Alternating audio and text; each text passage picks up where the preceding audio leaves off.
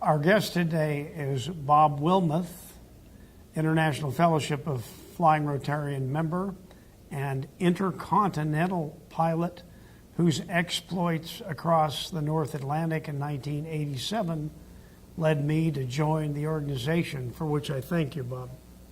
Well, that's the best thing I ever did, I guess. It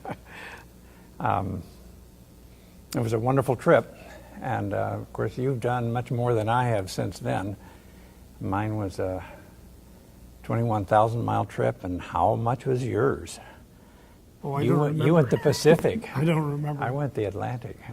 But tell us about that as a pilot with a brand new instrument rating, heading off in his A-36 Bonanza to cross the Atlantic to Europe.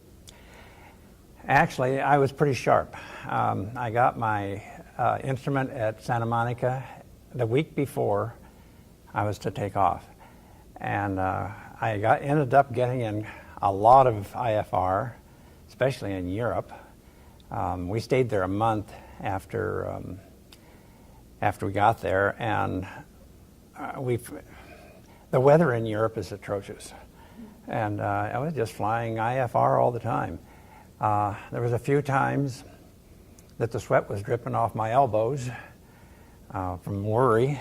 And however, I remember the first ILS honest one that I shot was in Frobisher Bay on Greenland, or up in the Arctic. It's not on Greenland, but yeah, on Baffin Island, yeah. And I hit it right on the head. And then later on, we had an IFR into Glasgow, and we flew in solid. You could just hardly see your wingtips for at least 75 miles out. But they are so good up there. Of course, they have a lot of experience. The weather's so rotten. And I remember I was talking with some of the other pilots afterwards, and they said, "Oh, I missed that ILS, this much and that much." I hit it right on the head because I had been practicing and practicing and practicing. So it was a great experience. Greatest thing I've ever done in my life. And IFFR I used to be much more active in IFFR than I have been the last few years, but now that I'm retired, and you're going to see a lot more of me like it used to be.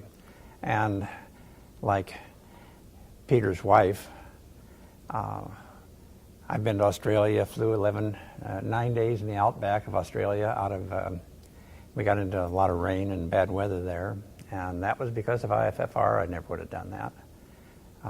And of course, across the Atlantic, and it's been a wonderful experience. IFFR, I would recommend to every pilot. Is IFFR so good that if you're an enthusiastic pilot, one should join a Rotary Club just to be a member? Oh gosh, yes. When I was in the Rancho Mirage Rotary Club in Southern California, I had everybody in the club member. Everybody, whether it was a pilot or not. I think it was only $20 a year in those days. I just went around to each one of them and said, "Give me $20." And we had 100. It was the only club, I think, in the nation that had 100% participation in IFFR. It's a good organization. Thank you. Bob Wilmeth, IFFR member for how long now? I just don't. Back in the 70s, late 70s, I guess I joined. I've been flying since '66. And I bought an air coupe and I didn't know how to fly. And I hired a guy to fly it over to an airfield near where I was in Redlands, California. And a week later, I soloed. But an air coupe, all you do is steer it. Had no. But anyway, I've been IFFR member for many, many years, and love it. Well, it's an honor to see you again, and thanks for your continued kindness to me and to the organization. Thank you, Michael, for what you've done for IFFR. It's wonderful. Thanks, Bob.